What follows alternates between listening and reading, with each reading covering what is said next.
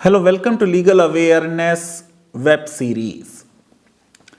तालिबान के Afghan take over के बाद एक बहुत बड़ा डिस्कशन इस पे होता रहा कि शरिया क्या है, इस्लामिक लॉ क्या है, शरिया और फ़िक़्ह में क्या डिफरेंस है।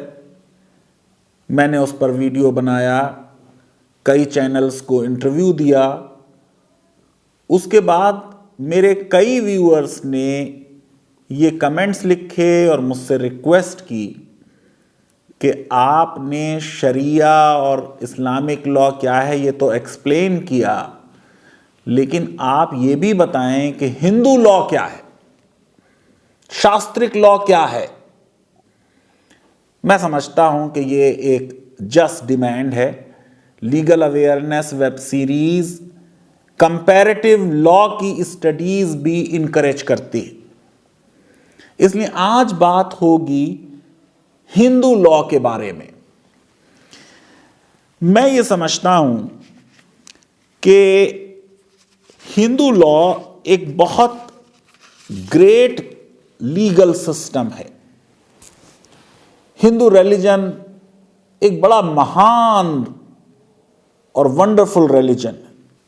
बहुत अच्छे लोग हैं, बड़े टॉलरेंट हैं और बड़ी डेवलप्ड फिलॉसफी है हिंदू रिलीजन की। अब हमको ये नहीं करना चाहिए कि हम एक रूल कहीं से पिक कर लें और उसके बाद हिंदू लॉ को उसकी वजह से क्रिटिसाइज करें।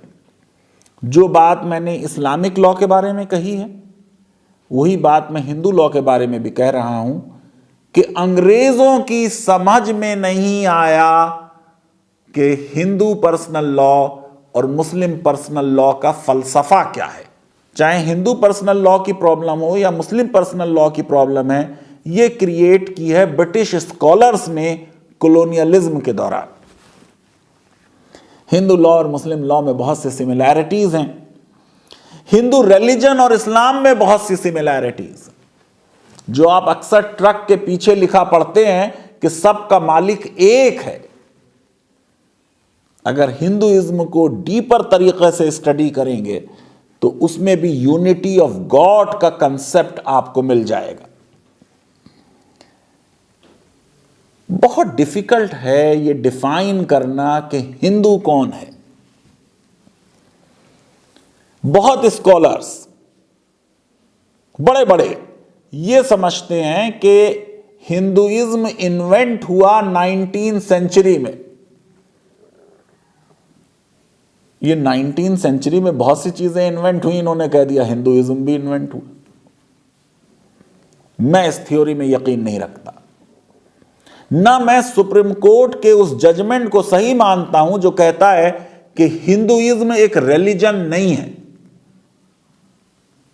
मैं समझता हूं कि हिंदुइज्म में जो सारे एट्रीब्यूट्स एक ग्रेट रिलीजन में होने चाहिए वो हैं, और ये कह देना कि साहब ये रिलीजन नहीं है, वे ऑफ लाइफ है, ये तो बिल्कुल गलत बात है। हर रिलीजन एक वे ऑफ लाइफ होता है। हिंदू रिलीजन में बहुत चीजें और रिलीजन्स की तरह हैं। बड़ी खूबी की बात यह है कि स्कॉलर्स बहुत से डिनाई करते हैं कि हिंदू रिलीजन एक रिलीजन है और कहते हैं ये इन्वेंट हुआ 19th सेंचुरी में। लेकिन जो मुस्लिम सोर्सेज हैं उनमें हिंदुइज्म को आइडेंटिफाई किया गया एक सेपरेट रिलीजन की तरह, उसके यूनिक फीचर्स को डिस्क्राइब किया गया। पर्शियन में अगर जाएं तो अब्दुल मलिक इसामी की फुतूहुस सलातीन 1350 की किताब है। इसामी ने वर्ड हिंदू यूज किया है इंडियन की तरह, यानी इथनो जोग्राफिकल सेंस में यूज किया है। इंडियन और हिंदू मिला दिया है। जब वर्ड हिंदू को यूज किया तो उसको ज्योग्राफिकल सेंस में यूज किया, रिलीजियस सेंस में नहीं किया। लेकिन अगर अरबिक वर्क देखेंगे अल बिरूनी का, जो महमूद गजनवी के साथ इंडिया में आया, जिसने बड़ी स्टडी की, जो फाउंडर है इंडोलॉजी का, 1017 में यहां आ रहा है, तारीख अल हिंद लिख रहा है, 90 से ज्यादा किताबें लिखी हैं। अल बिरूनी ने जो हिंदुइज्म के यूनिक फीचर्स लिस्ट किए हैं, उनसे तो यह बिल्कुल साफ जाहिर है कि यह एक ग्रेट रिलीजन है। Hindu concept of God identify किया, सोल का ट्रांसमाइग्रेशन का जिक्र किया, हेवन और हेल का जिक्र किया, मॉरलिटी एंड लॉ की क्या रिलेशनशिप है इस ग्रेट रिलीजन में, उसका जिक्र किया।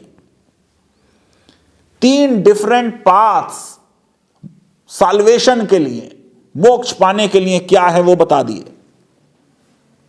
आइडल वर्शिप है, मूर्ति पूजा, वो मेंशन किया। 4 वर्णास हैं, उनका जिक्र किया। 4 वेदास हैं, 18 पुराण्स हैं, स्मृतिज बताई जो लॉ की किताबें हैं, महाभारत का जिक्र किया। थ्योरीज ऑफ टाइम साइकिल और 4 युग हैं, उनका जिक्र किया। विष्णु की माइथोलॉजी और सबसे खास बात विष्णु के अवतार, उनका जिक्र किया। लिंग वर्शिप और उसकी माइथोलॉजी का जिक्र किया। 4 लाइफ साइकिल्स होंगी और उसके क्या राइट्स होंगे, उनकी बात की। कास्ट की बात की, पिलग्रिमेज की बात की, लाइफ साइकिल राइट्स की बात की, खाने पीने की क्या कस्टम्स हैं, व्रत कैसे रखते हैं, उनका जिक्र किया। अल बिरूनी ने भी पीपल ऑफ इंडिया और हिंद का जिक्र किया है, लेकिन वो सिर्फ रिलीजियस आइडेंटिटी को, लेकिन वो सिर्फ इथनो ज्योग्राफिक सेंस में बात नहीं कर रहा, बल्कि रिलीजियस सेंस में भी बात कर रहा है।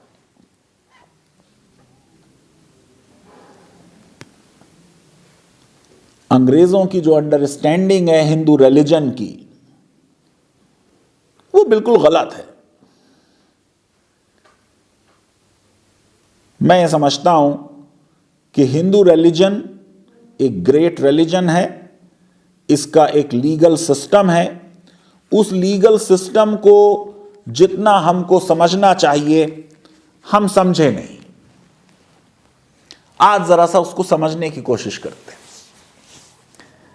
जो संस्कृत की वोकैबुलरी है उसमें लॉ के लिए कोई शब्द नहीं।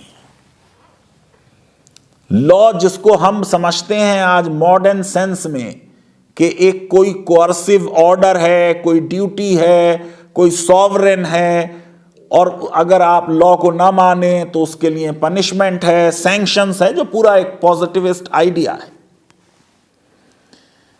हिंदू लीगल सिस्टम में और हिंदू रिलीजन में एक ब्रॉडर बात की जा रही है कर्तव्य की, एक ब्रॉडर बात की जा रही है ड्यूटी की।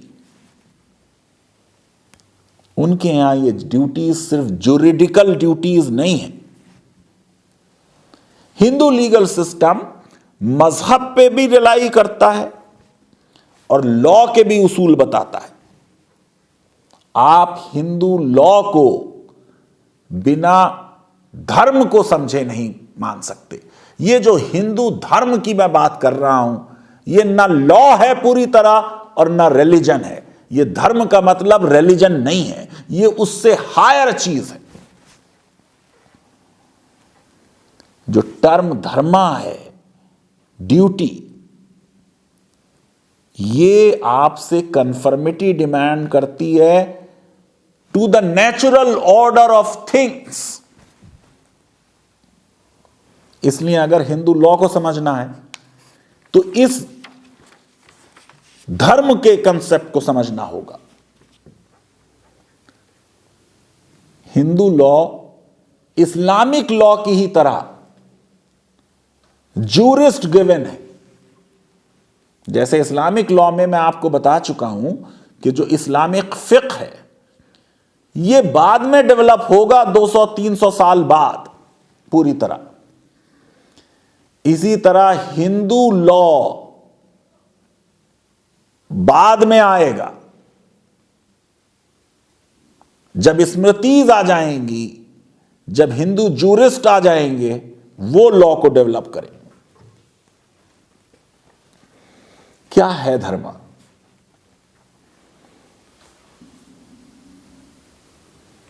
Firm and durable, what sustains and maintains, what hinders fainting and falling। कितना बड़ा आइडिया है।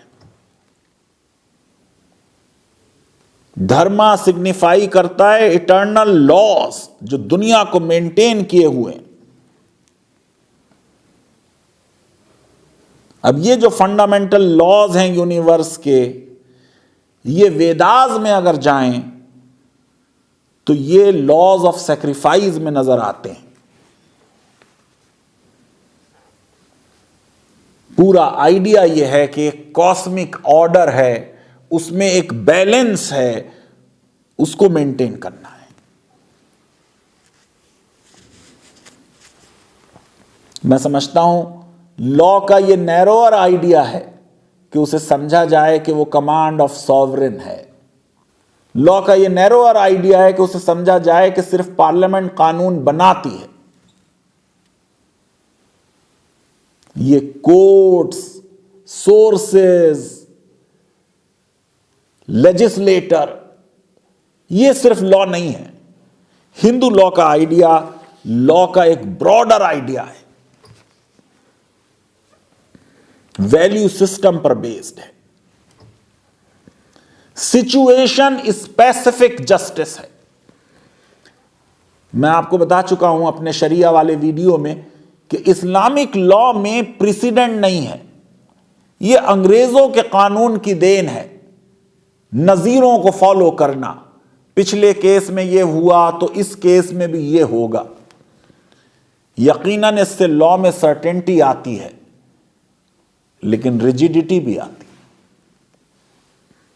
अगर हर सिचुएशन अलग हो और हर सिचुएशन के लिए जो एप्रोप्रिएट रूल हो वो अप्लाई करके इंसाफ किया जाए तो बेटर जस्टिस होगा। न हिंदू लॉ में डॉक्ट्रिन ऑफ प्रेसिडेंट है, न मुस्लिम लॉ में डॉक्ट्रिन ऑफ प्रेसिडेंट है, यानी इस पॉइंट पर भी दोनों एक है। हिंदू लॉ भी ग्रीक लॉ की तरह नेचुरल लॉ के प्रिंसिपल्स पर बेस्ड है। अंग्रेजों की यह बहुत बड़ी गलती थी कि उन्होंने हिंदू लॉ को हिंदू पंडितों से जोड़ दिया। पहला प्रिंसिपल क्या है हिंदू लॉ का? Rita, macro cosmic order with big O. Law को outside the realm of humans रखा जा रहा है और कहा जा रहा है कि एक लिंक है कॉस्मिक ऑर्डर में और ह्यूमन एग्जिस्टेंस में। अब ऋता को आप कहेंगे कि यह लीगल कंसेप्ट तो नहीं लगता, यकीनन, बट हिंदू लॉ की फाउंडेशन जो है, जो हिंदू लॉ का पेड़ है, वो ऋता की जड़ पर टिका हुआ। कोऑर्डिनेशन रहे सब में, बैलेंस रहे सब में, एक्सेसेस ना हो, एग्रेशन ना हो, नफरतें ना हो, यह है कंसेप्ट। तो ये जो हिंदू लॉ का धर्मा का कंसेप्ट है, ये धर्म ना रिलीजन है ना लॉ है, ये एक नई चीज है, एक आइडियलाइज ड्यूटी, एक आदर्श है। और ये कंसेप्ट जाहिर है कि क्राइस्ट से पहले और प्रॉफिट ऑफ इस्लाम से पहले आ रहा है। एक्सपेक्टेशन यह है कि हर इंडिविजुअल जो अपने को हिंदू अगर कहता है, उसकी कोशिश होगी कि वो राइट थिंग करेगा, राइट टाइम पर करेगा और अपना बेस्ट देगा। जो नफरतें फैला रहे हैं, जो आपस में फूट डाल रहे हैं, जो तू और मैं, अस एंड दे कर रहे हैं, वो तो हिंदू लॉ के बेसिक कंसेप्ट से बहुत दूर जा चुके हैं। राइटियसनेस है धर्मा का अर्थ। भारत के संविधान में जो फंडामेंटल ड्यूटी है, आर्टिकल 51A में ड्यूटी जे, कि भारत का हर नागरिक स्ट्राइव करेगा towards excellence in all spheres of individual and collective activity so that the nation constantly rises to higher levels of endeavor and achievement। उसकी तरफ नहीं जा रहे हैं, ये तो रिग्रेशन की तरफ, पीछे की तरफ देख रहे हैं। अब किसान ये कह सकते हैं कि हम अपना धर्म निभा रहे हैं, सरकार कहती है हम अपना धर्म निभा रहे हैं। हर एक का धर्म अगर अलग है तो फिर कैसे तय होगा कि सही धर्म क्या है? मैं आपको बताने वाला हूं कि देखिए, इस बात को समझिए। रामायण से एग्जाम्पल देता हूं। क्षत्रिय का धर्म जो कृष्ण जी ने अर्जुन को महाभारत में समझाया था कि अपनों के विरुद्ध भी हथियार उठाओ और इंसाफ करो, इस साम्राज्य को तुम्हारा अधिकार है, उसको ले लो। जब रामचंद्र जी को वनवास हो रहा है, लक्ष्मण जी उनसे कहते हैं कि क्षत्रिय का धर्म यह है कि बाई फोर्स किंगडम को हासिल किया जाए, चाहे राजा दशरथ के विरुद्ध हथियार उठाने पड़े। लेकिन यह आप देखेंगे कि यह जो 18वां चैप्टर है अयोध्या बुक का, जिसमें ये 14 साल के वनवास की बात हो रही है और भरत को राज्याभिषेक की बात हो रही है, और लक्ष्मण इनकरेज कर रहे हैं कि क्षत्रिय का धर्म निभाओ, राज्य के लिए यह अच्छा है कि राम शासक बन जाएं। जो रियल वाले राम जी हैं वो डिसएग्री कर देते हैं। जो उनके नाम आज भक्ति कर रहे हैं वो पढ़ें इसको कि क्या कहते हैं। सुनाता हूं आपको। I know well Lakshman the profound affection you bear me, but you fail to understand the real meaning of truth and self-restraint. Righteousness is paramount in the world, or righteousness is truth founded, dharma satyam pratishtham. This command of Father is based on righteousness and is absolute. ये भी कहते हैं इसी में आगे, having heard father's command, a mother's or Brahmins, one must not disregard it. इसलिए तुम्हारे मन में जो ये ख्याल आ रहे हैं, इनको छोड़ दो। क्षत्रिय का धर्म छोड़ दो, बेटे का धर्म निभाओ। देश के लिए शायद वो अच्छा ना हो, लेकिन वही करो। मैं समझता हूं कि ये जो राइटियसनेस का आइडियल है, इस आइडियल पे हम रहें, जो कुछ भी हम करें, देखेंगे क्या वो राइटियसनेस के पैमाने पर उतरता है। कोई सामान बेचे तो उसे मारना, मॉब लिंचिंग में किसी को मारना, ये क्या राइटियसनेस है? या उसको पकड़कर पुलिस को दे देना और पुलिस से कहना आप कार्रवाई करो, राइटियसनेस है? आप डिसाइड करें। हिंदू लॉ डिवाइड करता है पीरियड्स को, जैसे मैंने आपको बताया कि एक सतयुग है, गोल्डन एज ऑफ धर्मा है, और फिर एक कल युग है, डीजेनरेटिव एरा, जिसमें कोई सोशली कंट्रोल्ड ऑर्डर नहीं है। इसलिए जब कल युग आए, और कल युग में आपको फिर डंडे का इस्तेमाल करना पड़ेगा। तालिबान के शासन में जिस तरीके से हुदूद क्राइम्स का इस्तेमाल हुआ है, उस पर बहुत डिस्कशन हुआ है कि जितने पुराने एंशिएंट लीगल सिस्टम्स हैं, इन सब में इसी तरह की सजाएं होती थी। देखिए, हिंदू लॉ में प्रोवाइड किया जा रहा है कि अगर किसी ने जानवर चोरी किया है तो उसके हाथ पैर काट दिए जाएं। ये जो शरिया में बात होती है कि साहब चोर का हाथ काट दिया जाए, उस पर भी बहुत बहस है कि हाथ पूरा यहां से काटा जाए या कहां से काटा जाए। सामान की चोरी की, कपड़ों की चोरी की, कैपिटल पनिशमेंट है, मनुस्मृति में लिखा है। किसी कुआरी का रेप हो गया, कैपिटल पनिशमेंट है। किसी ने किसी के विरुद्ध बुरा बोल दिया, जबान काट दी जाए, यह है हिंदू लॉ। या फिर उबलता हुआ तेल मुंह में डाला जाए। विपिंग का प्रावधान है बीवियों के लिए, बच्चों के लिए, गुलामों के लिए। अगर सेक्सुअल ऑफेंस हो तो फीडिंग बाय गॉड या गधे पर बैठा के परेड करा दी जाए।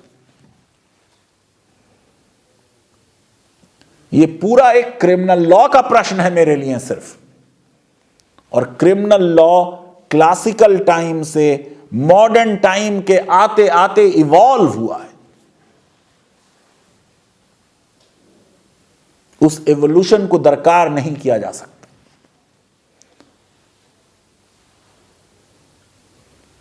मैं ये समझता हूं कि हिंदू लॉ को एप्रिशिएट करने के लिए हमें उसमें जो बहुत क्रिमिनल लॉ से भी रिलेटेड अच्छे प्रिंसिपल्स हैं उनको देखें। सजा देते वक्त क्या सीरियस क्राइम है, मैग्नीट्यूड ऑफ क्राइम, वो देखा जाएगा। देखिए कितनी अच्छी बात है। एज देखी जाएगी, अगर बच्चे हैं तो उनको सजाएं ना दी जाएं सख्त। सरकमस्टांसेस देखी जाएंगी, किन हालात में क्राइम किया। यही तो रेयरेस्ट ऑफ रेयर है। बच्चन सिंह का डॉक्ट्रिन यही है। सरकमस्टांसेस ऑफ द क्रिमिनल और सरकमस्टांसेस ऑफ द क्राइम देखी जाएंगी। आज हम हर एक को डेथ पेनल्टी देना चाहते हैं। इसका मतलब हम प्रोग्रेसिव नहीं है, हम किसी पुरानी सदी में रह रहे हैं। वाइकेरियस लायबिलिटी का कंसेप्ट समझिए हिंदू लॉ में।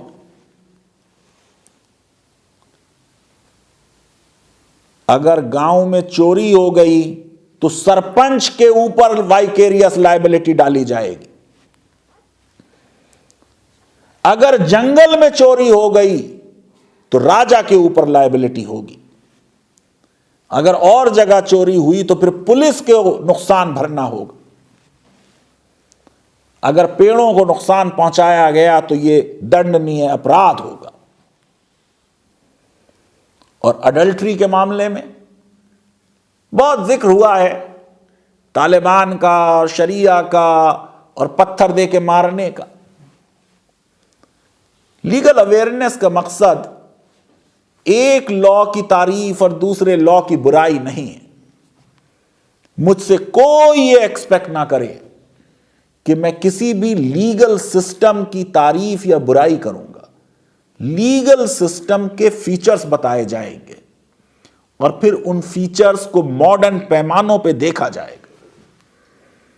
शरिया वाले वीडियो के बाद बहुत से लोगों ने मुझे लिखा कि सर आप लॉ पे रहिए, ये आप शरिया छोड़ दीजिए, ये हम लोगों की जिम्मेदारी है। आप लोगों ने अगर वो जिम्मेदारी सही से निभाई होती तो सब जानते कि रियल शरिया क्या है और लॉ क्या है और दोनों में क्या डिफरेंस।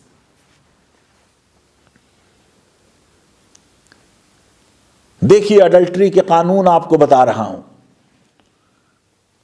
आज का वीडियो इसी पे समाप्त करूंगा, लेकिन मैं अभी हिंदू लॉ पे आपको 2-3 वीडियो और बनाऊंगा। हिंदू लॉ के तहत अडल्ट्री क्या थी? शास्त्रिक लॉ में अगर आपने किसी लड़की को फूल दे दिया, अडल्ट्री हो गई। उसके बाल छू दिए, अडल्ट्री हो गई। नदी किनारे उससे मिल लिए तो अडल्ट्री हो गई। और बहुत सख्त सजाएं अडल्ट्री की मनुस्मृति में लिखी। यानी एक बहुत ही वाइड डेफिनेशन अडल्ट्री की ली गई। इस्लामिक लॉ ने अडल्ट्री की क्या डेफिनेशन ली? Actual act of sexual intercourse हो। अडल्ट्री हर लीगल सिस्टम में जो इस्लाम से पहले आया था कैपिटल ऑफेंस था। एक कंटिन्यूटी है लीगल ट्रेडिशन की।